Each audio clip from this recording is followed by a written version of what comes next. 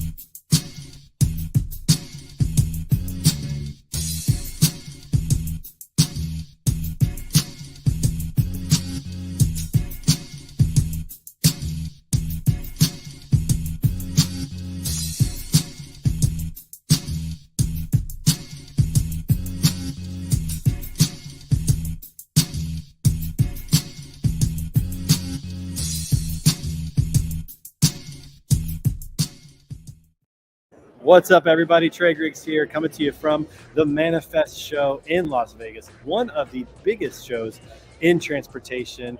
We're here at Caesars Forum, where everything is going down. Over 3,000 attendees at the show today, and we're excited to be podcasting live here from the floor. And we've got a special guest on our show today. I've known this guy for a little bit, about 8 months now, been following his journey to building a tech-forward freight brokerage that's focused on automation and just changing the game. So I'm super excited to bring on to the show today from Loadsmith, Brett Suma. Brett, what's up, man? Hey, Trey, good to see you. Good to have you on the show, man. Appreciate it. Yeah, good to have you on the show today. What do you think about this show so far? I'm blown away by it. I hadn't been previously, and I definitely will come back. Yeah. I've been blown away. This is your first time? Yeah. Yeah, so last year, this show came out of nowhere. A lot of people hadn't heard about it. And then all of a sudden around, like November, December of 2021, this manifest started popping up. They were going to have Ludacris at the concert, which is rare. You don't go to a lot of trade shows where they have a musical artist show up. But this one had it. It was awesome last year. I think 1,500 attendees. This year, doubled the size to 3,000. So it's been tremendous. What's been your favorite part of the show so far? Well, I mean, obviously the expo hall. I mean, when you get to go in and see, robotic trucks and autonomous trucks, and then you get to look at everything that everybody else is doing in the space. And obviously, I think probably the biggest highlight so far is just seeing people that I, like we've never met in person. As an example. Yeah. So those types of things. That is huge because right now everybody's like a LinkedIn presence, like a Zoom call, but it's nice here. They got 230 sponsors at the show, right, exhibitors, which is tremendous. And they've done a good job, I think, of bringing the whole supply chain together. It's not just freight brokers. It's not just carriers. It's everybody. I mean, you can talk to a lot of people, see some new technologies. I like the EV trucks. That's always fun to go see the autonomous trucks and what they're doing in that space. So it's been pretty special. Yeah, I would agree with that. I think if you're a TIA attendee or an ATA attendee or Midwest Truck Show attendee, in a lot of ways, this is all of that. Yeah. And then with, I maybe think a little bit of a Silicon Valley flavor too. Yeah, it does. And I think the networking is the best thing they've done here. Yeah. Like they've made so much space. A lot of trade shows try to pack a bunch of stuff in. And this one, they've done a good job of creating that space for networking, which I think is really powerful because that's one of the biggest reasons to go to a show is to talk to people, try to work out deals or partnerships or whatever it is. They've done a good job with that here. 100%. Yeah. All right. So let's transition real quick to you. Okay. And talk about your story a little bit. All right. So talk about what's going on at Loadsmith and your background just to hear, and we'll dig into that. I don't know if I'm overly interesting, Trey, from a story perspective, but no, I mean, I've been I'm coming up on my 24th anniversary of being in supply, in supply chain trucking logistics. I did 20 years at what I would consider the best place to do 20 years of career development at night transportation. And we take a lot of what we learned there and apply it to Loadsmith. We just entered, this is year 4 for us. So, I think it's one of those things that once it's in you, and that's kind of, we'll just continue, and I'll probably end up having 2 jobs my whole career, one at night, one at Loadsmith. Yeah. Well, don't sell yourself short. You're married, right? I am. So you have clearly sold yourself in a compelling way to someone, right? So I mean, you got to go with that, which is awesome. So how did you get connected with Knight? Was that your first job out of school, or what was No. So in fact, I had, when I graduated high school in 1997, I had got a full ride scholarship to go to Arizona, or to University of Arizona. Okay. But it was contingent on becoming an agriculture education teacher, because I grew up on a farm. Okay. And after a year of that, I recognized that I didn't want to be a teacher, and lovely profession, but So I transferred to ASU. And when I transferred, my parents were like, "Hey, that's really great that you gave up your scholarship. Now you're going to ASU. But now you got to figure it out." I see where this is headed. Yeah, And so, right. and I'm starting to get old enough to remember that I got my job by answering an ad in the newspaper. Yeah, that's right. Some people have no comprehension of what that was like. Yeah. So, and I have to give a lot of credit to a gentleman named Kevin Quast, who was the hiring manager at the time, and he interviewed me. I was 19, and probably he offered me a job, and I turned it down. And 3 weeks later, he called me back and said, "Hey, I have a different opportunity for you." And I have no idea why I turned it down, but I needed a job. But he called me back, and he gave me a different job. And sadly, Kevin passed away last week. It was his funeral, but just what a great human being. And if you look at great companies, they're often made of great people who really 100%. do great things. And Kevin was one of those people for me. Yeah. So 20 years at night. Yeah. Started probably at the lower level, bottom level, doing, I don't know, what was your first? My first job was driver payroll. And so on Fridays, I would all week long, the trip packs would come in from all the truck stops, which was an envelope, and you'd open it up and take all the paperwork out, and then you'd scan all the paperwork and get the driver's pay right. And then on Fridays, we'd have check runs, and we'd hand out the checks. Actual checks. Yeah. And those drivers, it was like every Friday, drivers cared about that because they go to the bank to cash it. That was how things worked. Yeah. So that was a critical job. Oh, absolutely. And you fast forward to today, we are obsessed over carrier payments, and it's those little things that you learn. That background. Yeah, that's right. So 20 years at one company, especially out of college, in college, starting within out of college, it's pretty rare these days. Very rare. A lot of people like myself, especially, like if you look at my resume, it's not the same people, not quite the same, but it's pretty uncommon.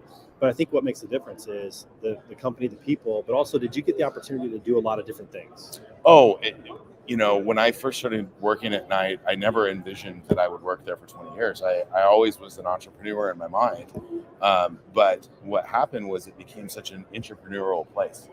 And so I was so fortunate to have started when I did, because the company grew organically, really from the mid 2000s, really to the end of that decade, and I got to participate in so much opportunity that I probably shouldn't have been given the keys to as much as I was at such a young and early age in my career. But just out of necessity, the company was growing, and they needed to have, so I had so much opportunity because of that. So that was really, to me, like the background of that real education I got in trucking was because of working for such a growing company. Yeah, it's powerful when you can have that entrepreneurial bug and get that itch scratched, but do it under someone else's dime. Number one, that helps a lot. Yeah. But also under kind of the protection of a larger entity that can help out and shield some risk and things like that. Yeah. What was your favorite maybe challenge or adventure that you went on as like an entrepreneur inside of Night? You can talk about that? I think when I was 27, and when I was 25, they had moved me to Southern California to do sales, and that was an interesting time, because that was kind of the quiver in my cap that I didn't have, was understanding customers and markets and networks, and because I had been so driver focused prior.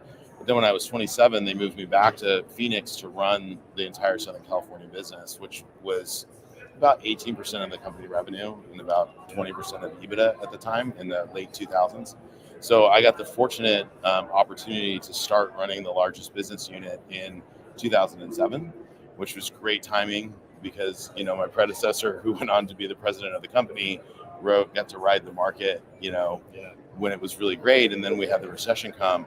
And to be honest with you, I would not trade those 15-hour days for anything in 2008, 2009, specifically because we were able to continue to operate at a very high level and deliver at a very high level in a very challenging market. Yeah. And now you fast forward to 23, and those are lessons learned and deployed. It's almost like a boot camp. It's 100%. So hard that anything after that probably seemed pretty, not easy, but easier. Yeah, for sure. Yeah, to have that experience. Absolutely. So 2008, I would say, is probably, when I look back, is by far the most challenging time period, but also where I grew and learned the most. I think sometimes as people, we tend to shield ourselves away from those hard times. We don't want to go through uncomfortable times or hard times, but it's those times where you grow the most and get most prepared, I think, for anything. So I think that's tremendous. But you probably don't want to go back to it, but you're glad you went through it. I'm glad that I went through it, and I can't give enough credit to the people at Night. in terms of my leaders and mentors there, in regard to them really helping foster that development, and very special people that I got to know that literally on my drive to work for 6 months, there's a gentleman named Scott Tice who's still at night, and Scott and I would talk on the phone for 30 minutes every morning on my drive to work, and he would just tell me, okay, work on this and this and this today. And Scott had 10 years of more experience than I, and it wasn't just him. It was Joe Vitrito, who's now the CEO of PAM, and it was Eric Cutter, who's the president of Schaefer, and it's all these people that were really had a vested interest, and so in my role now, it's like I'm having to do that and pay it forward. One thing I found that's consistent with great leaders is that they had great leaders ahead of them. Right? Yeah. Very rarely do you become a great leader without somebody showing the way. And for you to now turn that and do that for your team, do that for others is awesome. But it's just real powerful to have that available. Yeah, but you have to build that culture, internally, and Knight has done that, and that's why they have had the sustained results that they've had. Yeah. All right. So let's switch over to Loadsmith and talk about that. So at some point, the entrepreneurial bug became a true entrepreneurial bug. Talk about what led you to, why did you want to start Loadsmith? What was your mission, your passion? What are you trying to accomplish with that? Yeah. An interesting story that most people don't know is that when I had gotten to year 17 at Knight, I decided that I was going to work until my 20th. And then I thought, well, I'm going to go do something else, and I don't know what that's going to be, but I need to find out what that's going to be. And so at my 17th anniversary, I ended up getting, through a lot of testing and things, I ended up getting accepted to a graduate program at Harvard. And I thought, well, if I do this graduate program at Harvard, I'll meet a lot of very interesting people, varied backgrounds, and I wanted to be completely open-minded in terms of what I was trying to find. And so, and I love academia, and so I was taking all these classes and meeting people and talking and having dialogue. And then fast forward a couple of years into that, I ended up taking a business rhetoric class, which was just nothing but a writing class. And in the writing class, they said, well, you have to write a business plan. And what did I know was transportation and logistics. And so I wrote a business plan for transportation and logistics. And after I got done writing it, I got an A, by the way. But after I got done writing it, I just couldn't put it down. I couldn't put the business plan down. It just had. And it was funny because going through the process of going back to school accomplished the goal that I wanted, which was to find out what I wanted to do next. Unfortunately, I ended up doing it, and then I ended up having to quit the program because there's just no way that I could do both. But it was such an impactful time in my life because I learned so much just about what I wanted to do. And we can talk more about what the mission of Loadsmith is, but not a lot of people know the origin story of the why. It's a great story. Yeah, it's a great story. And you didn't know what you're getting into, and now you're leading a company and doing some really cool things that I think at some point I want to talk about, whether it's today or another time. You're raising the bar in terms of what a logistics company can do, especially using technology. Yeah, which I think is really exciting. Where did your love for technology and really trying to utilize that to maximize your output, your productivity, your team's productivity? Where'd that come from? Well, it came from Knight. And so when I was working at Knight, I had, fast forward, this is probably 2012, and I was vice president of operations, and we had moved over to Manhattan from a planning software perspective, and it hadn't gained very much traction. And so at the time, our chief information officer, a gentleman named Corey Staley, wonderful human being, he asked me to give Manhattan a real thorough diagnosis of should we continue down the path with it. And so Manhattan sent Jamie Munson from Manhattan, who's a brilliant man, to come and spend a week with me and to walk through, how do we plan trucks and how do we optimize and how do we drive utilization. And I think Corey thought that my recommendation would be to ditch it after that week. And what happened was I told Jamie, I said, well, I'm going to plan Los Angeles for the week, which is a very tough job. And you have to come in and we'll do it my way one day, and then we'll do it your way the next. And, so I'm like, but Jamie, that job starts at 5 a.m. And so Jamie was there at 5 a.m. and we planned all day. And at the end of the day, he said, okay, well, he goes, everything that you did is what Manhattan does, but we just do it in an automated way. And the next day he showed me how to do it, and it was like the light bulb went off. And so I spent, the next 5-6 years of my time at Knight really being the champion for optimization and automation. And so that was really where it came from, and that I was able to then put that together in terms of what we wanted to do at Loadsmith when you're talking about optimization, utilization, and automation. Once you realize that technology can do things for you that you don't have to do anymore, it like changed the whole game, because you're like, well, what else? What else could it take off my plate? What else could it take off of their plate? And so I love that story. That you had to go through that process of trying to figure that out. And I think this is neither here nor there, but I think that most companies don't really have a clue of the full ability of their technology that they have in their tech stack. Yeah. I think there's an element to technology where it's like if the adoption's there, but it's hard for adoption's hard. It is. And to change people's platitudes towards different processes. It's the number one reason I think that technology doesn't work, is because there's really kind of the onboarding that doesn't really happen. There's that adoption that really doesn't happen. Like if I'm on a tech company, the tech's important. Man, the adoption is equally important, if not more important. And I think a lot of companies miss on that. Well, I think if when we first started working on Loadsmith, we spent a lot of time on generational cohort theory. And one of the things about what? Okay, back up. What's generational cohort theory? Generational cohort theory would take different generations of groups, put them into cohorts, and then there's characteristics around those generational cohorts. Okay. And so if you're talking, the silent generation, greatest generation, boomers, X, which Gen X, shout out to Gen X, by the way. And then millennials and Gen Z. But the interesting thing about millennials and Gen Z from a technology perspective is that they basically have been born and raised with technology. Right. And so their expectation is that technology is built into their everyday life. Right. Versus if you're like talking about maybe older Gen X's or boomers, not that they're tech adverse, but they don't expect tech to be built into everything. It's a bolt-on. It's an add-on, right? Yes. It's like, oh, that's cool, but it's not a part of the DNA. Yes. No, I think there's a lot of truth to that. So the next generation, from an adoption perspective, like my millennials and Gen Zs that work at Loadsmith, they're hammering me on when's Mastery going live? When's it coming? As opposed to when I worked at night when we launched our planning software initiatives, it's like, why do we have to use that? Let's just stay on the AS400, and so it's different. Yeah, it's a very different generation, which is still alive somehow. People are still using green screen, and it got the job done. But it, in terms of automation and optimization, I think you're right. This next generation just expects it. And that's going to be really important for leaders to understand that, especially as new companies emerge, and some of those older companies are going to have to somehow transition. That is. Nathan Frazier says that he had a call with you. Very intelligent, knowledgeable person with a crazy drive. Nathan's a good dude. You got a great story. Nathan is a great dude. So Nathan, thanks for watching. Appreciate that. All right, so we got to pause for a second, because every day on the show we like to celebrate the national day.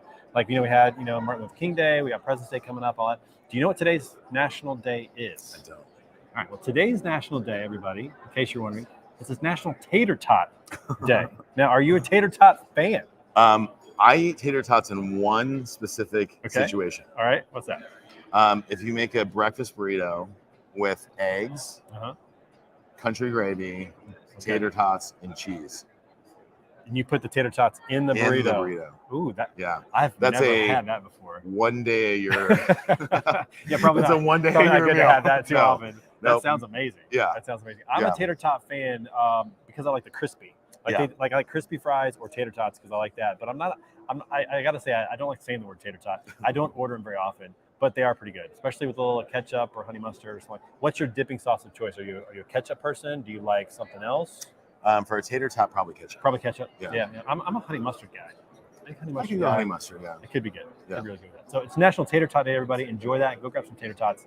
Have a good time with that. We also have another special segment today because I found out that you are a big musical fan. You like classical music, which you're turning me on to that, by the way. There's an Apple. What's that? What's the Apple Essential? The classical, 50 Essential classical songs on Apple. Definitely worth checking out. But you're big into musicals, and so we've got a special game for you today. Check this out.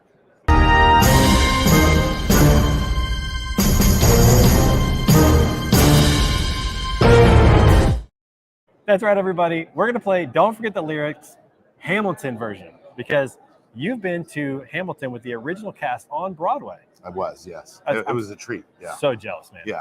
Tell me what the highlight of that was. Obviously being there, but just was there a moment that really stands out? I just think that the energy of the theater that night, I think it was their second or third to last show of the original cast. So I think that the cast really was delivering it.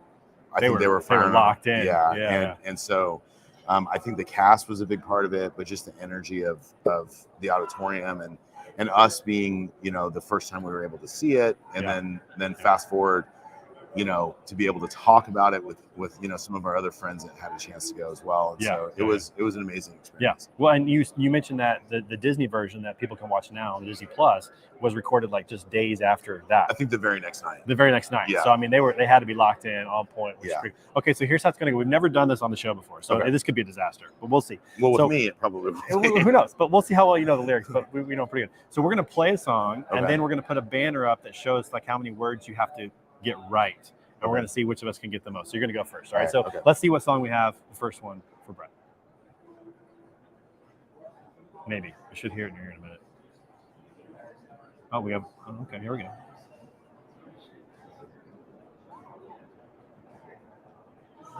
Oh, okay. We're going to do nonstop. I can't hear it. Can you hear it? I can't. I don't hear anything. Uh-oh. This could be a problem. Sit down. My client Larry Weeks is innocent. Call your first witness. That's all you had to say. Okay, one more thing. I intend to prove beyond the shadow of a doubt with my assistant counsel. Co-counsel Hamilton, sit down. My client Larry Weeks is innocent. Call your first witness. That's all you had to say. Okay, one more thing.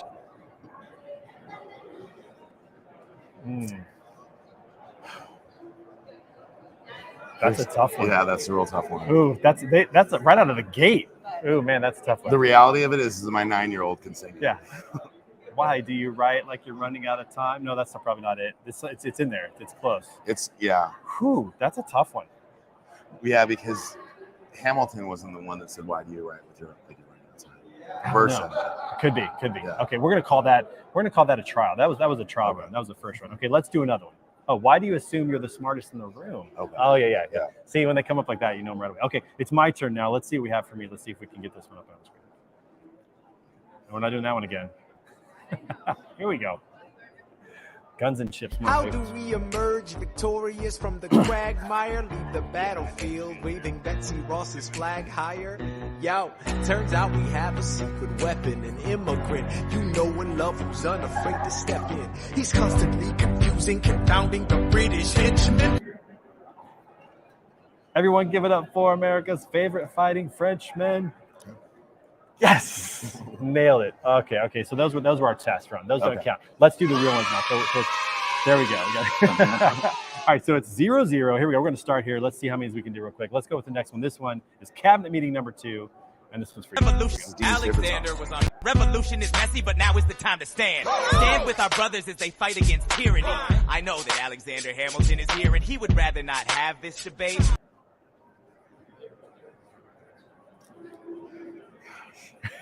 It's funny because I know the entire context of the scene. I love that. There's just not enough words for me. I know, it's tough. I'll remind you that he is not Secretary of State. Okay. I think that might be it. Okay, all right. Yeah, okay, cool. So that was a team. Let's just do team. This should be a team effort. There's not enough words. It's hard. This is a hard game. It kind of puts you under pressure, right? Yeah. So let's do number 4, room where it happens. Let's see if we get this one. All right. Alexander was on Washington's doorstep one day in distress and disarray. Alexander said, I've nowhere else to turn. And basically begged me to join the fray. I approached Madison and said, I know you hate him, but let's hear what he has to say. Well, I arranged the meeting. I arranged. You know this one? It's the place of doing it. I mean, it's I mean, again, the venue, the seating. Yeah. What? That's it. Okay. All right.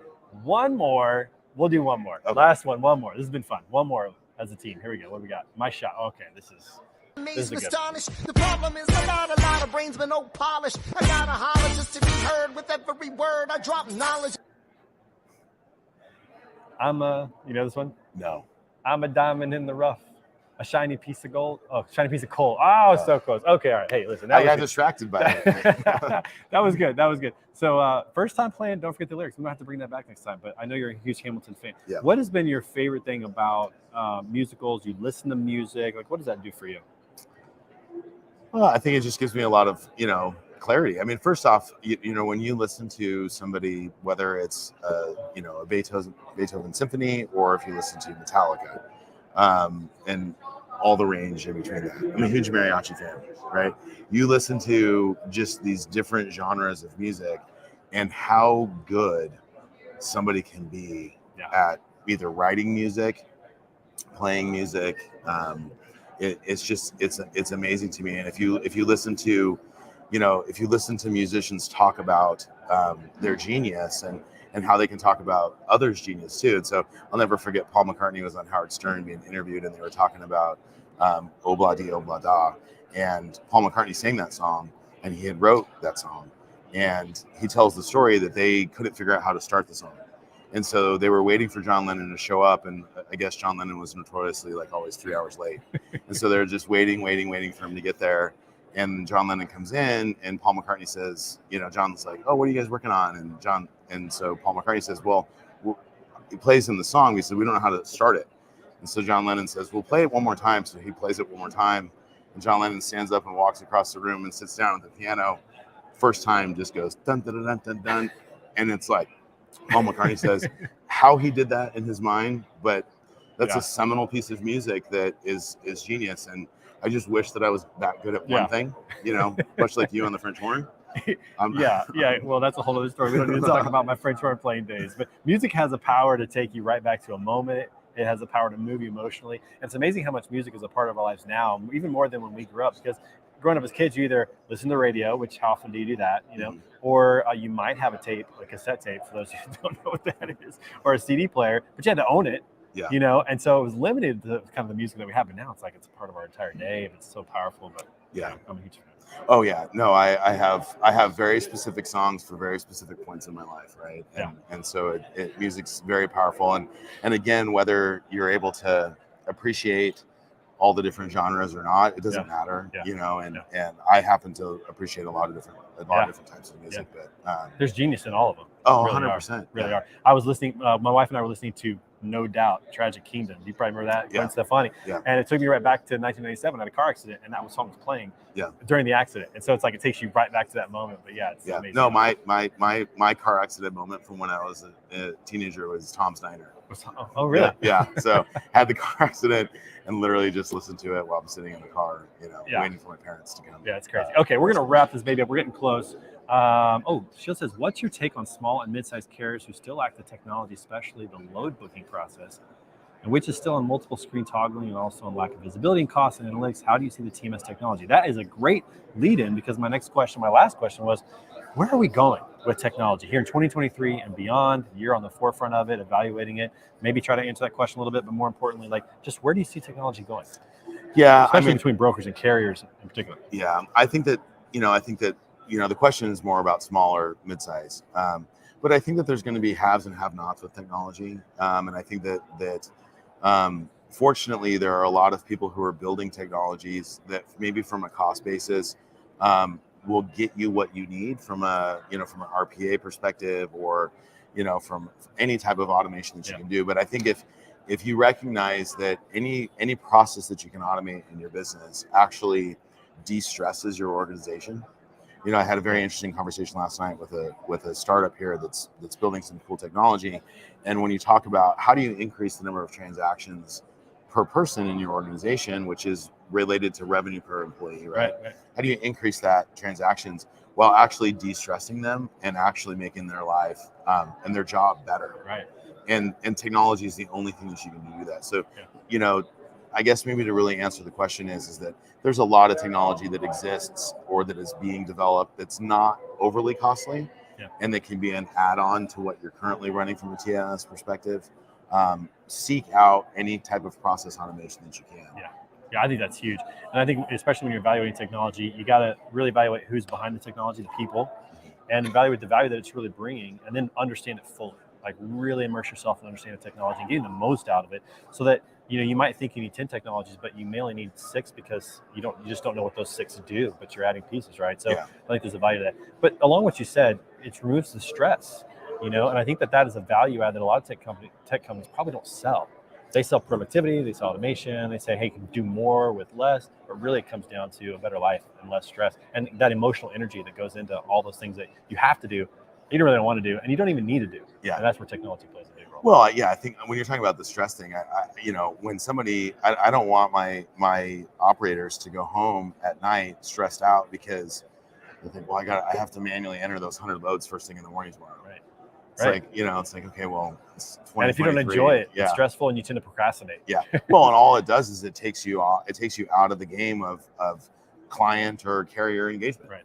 And that's where I want, I want those personalities working on solving solutions, providing solutions, solving problems, not keystrokes. Yeah. And relationships. Yeah. Relationships with carriers, relationships with customers. Those 100%. It's huge. Yeah. Well, listen, Brett, we've ran up against our time. Thank you so much for being on the show today, for being a good friend, and just being a huge advocate for technology in the industry. And for those of you that are watching, make sure that you come back. Well, it's Thursday, everybody, and I got to tell you, we're at Manifest. So tonight, if you didn't come to Manifest, you are going to miss out on the Nelly concert tonight. I'm so excited for that. That's going to be a blast. I'm from St. Louis. This is my boy. So we got Nelly tonight. Tomorrow is Finish Strong Friday. We got Word on the Street at noon Central. So we're going to have a Manifest special right from here. We're going to talk about the concert and all those kind of things. And then make sure you come back next Tuesday for the next episode of Standing Out. We got a great show coming up with Don Everhart from Freightvana. My good friend Don. You know Don. I met him yesterday for the first time. Phenomenal guy. Yeah. Oh, phenomenal guy. Can't wait to have him on. We're going to talk technology and his journey. He's down like 120 pounds. So he's gone on a health journey, just a really cool guy. He's been on Iron Minds. So we're going to have a great time next Tuesday, 2 p.m. Central. And until then, you guys have a killer week and weekend, and we'll see you guys soon. Take care.